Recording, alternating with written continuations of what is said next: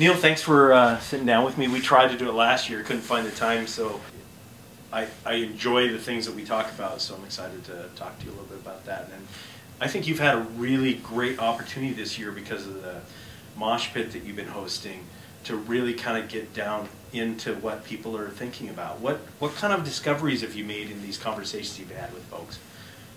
There's been some very interesting discoveries this year that I think I've seen before but never really recognized. Definitely aware at the moment that people are now wanting to do something in the space of M, but they've still got the mentality of e-learning. And there's a big shift needed to get from e-learning to m-learning. Right. There's a different usage that has to be got to. And of course it's the same people within the organization who are doing both. I met one guy who really pushed the right button for me, who when I asked him why he was trying to transfer everything that he had on desktop to mobile, he said to me, it's for the Gen Ys and for what comes after, because it's theirs and they want it in the way they want it, and they want it in the time they want it, and they want it on the piece of equipment that's theirs, that they know how to use, that they feel comfortable with. And that was the best answer I've heard yet, that we've got to do it because they want it. But then I met so many people who the first question out of their mouth is, can we write it to the learning management system? And we're back to that again. And do we actually need to write everything to the learning management system? Is some of this not required to be tracked? No, it's not saying that some of it should be, but I don't think it should be. We should get away from the whole concept of let's take what we've got on the desktop and deliver it to the mobile device because we can. I've heard a few speakers this week say, great to walk out of the office halfway through a learning course and carry on the iPod when we're on the road. And the views there really is that we left the office to go on the road because we had some work to do on the road, therefore we should come back to the office afterwards and carry on what we were doing on the desktop. Right. And the other argument says we go to work, not to go to work to learn. So we've got to get balance right here. But then of course who we're talking to are the people who are creating, and that's all they're doing all day long, is creating learning in one space or another. So I think there's got to be a settling out period. So you think that we need to shift our idea of what learning is a little bit? I think we have to get out of our head that we are not trying to create, or we have to get out of our head the concept that we've just got e-learning to a point where actually it's beginning to be right. And we've got to remember that m-learning is just beginning, and the probability is that we might be doing it wrong to start with.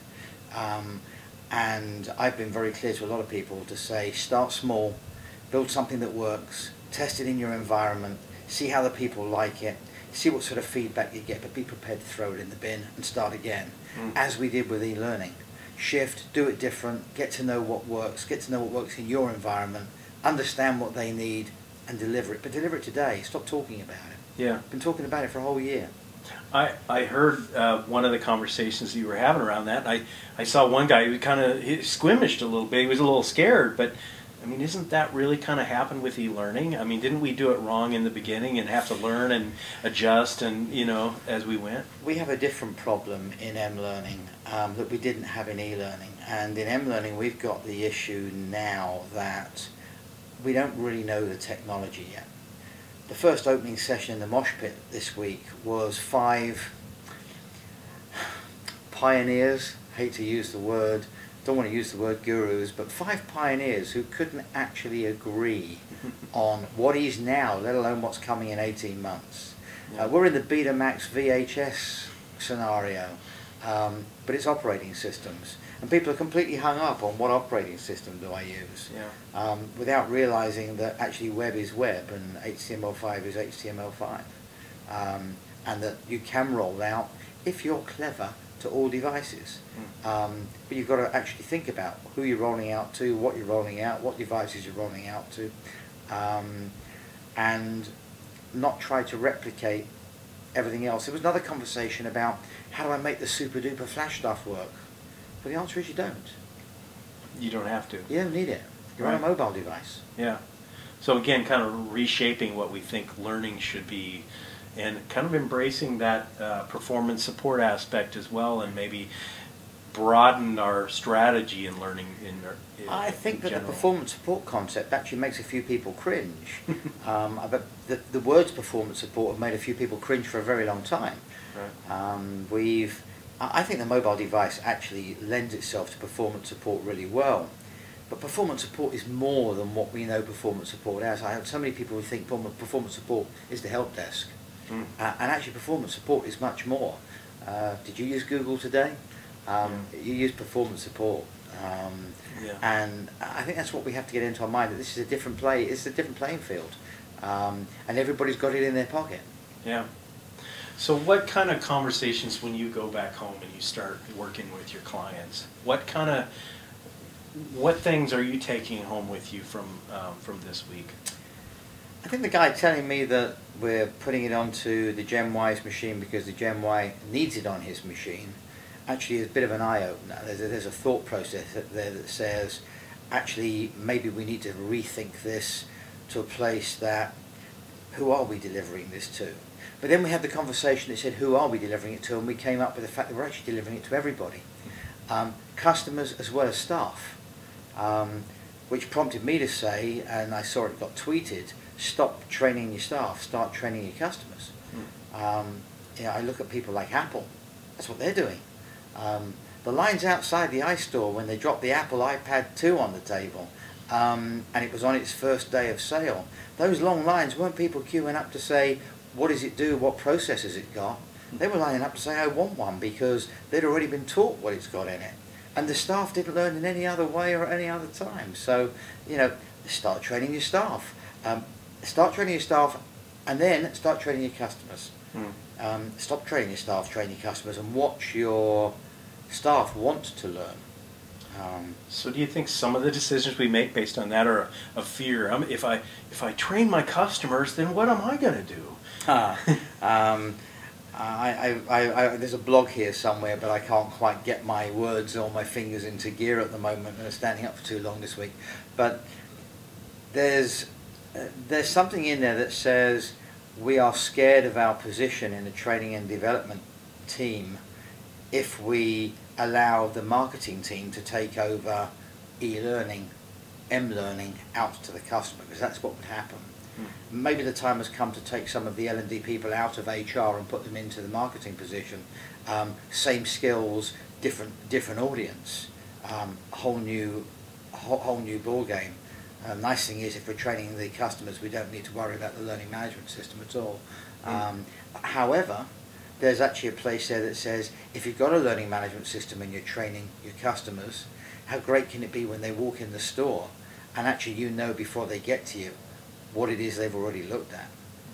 There's some cool stuff sitting there. And if you deliver that down a mobile device, start actually putting some augmented reality into this thing, and you can lead them right to your door and right to your desk. Now, the technologies are all there. I don't think there's anybody that we've met this week other than the speakers and those of us who have been around in this for a little while who actually understand how to make some of these technologies work. And I think that's the next stage. These people have got to go home and they've got to really get their head around, what can I do, how do I do it, do I need an authoring tool to write mLearning? Good question. Right. And I think we've kind of we're rediscovering that still it's about content, really understanding what you're trying to teach and making sure that you're still true to I'm not really sure that it is what we're trying to teach. There's been a few conversations where people have talked about training, which has made me sit up, because I don't believe that the M device is a training device, unless we're going to create step-by-step training courses. I think it really is a learning device, but we pick and choose what we want when we want it. Call it performance support if that's what you have to do, but actually it's a learning device. It's not something that I'm going to use with a drag and drop. I don't want to be sitting on an iPad and having to do the same sort of things that I would do on a desktop.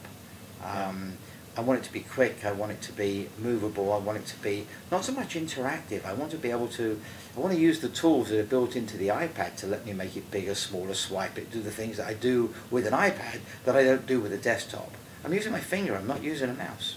Yeah, it's changing. I think one of the things that we can all agree on is that we're in the infancy of this, and there's a lot that's going to be revealed, and technology's changing. So I can't wait for next year when we're here. And I've told people I don't want to see them here next year telling me they're still thinking about what they're going to be doing. Go away and do something. I want to see next year. I want to be able to see some results next year. I'm looking forward to bringing samples in and saying, look what I created. Absolutely. I think next year's mLearn is going to be a place where, hey, we're going to be sharing. We're going to be networking with each other in a different way based on, I like what you did. That was cool. I'm going home to do the same. Absolutely. It's exciting to be a part of it. Absolutely. So I appreciate you sitting down and chatting with us, and looking forward to seeing you next year and talking about some of that stuff with you, and also talking to all these great folks we've been speaking with and engaging with all week. Thank you. Hopefully we're going to see you during the year as well. Absolutely. All right.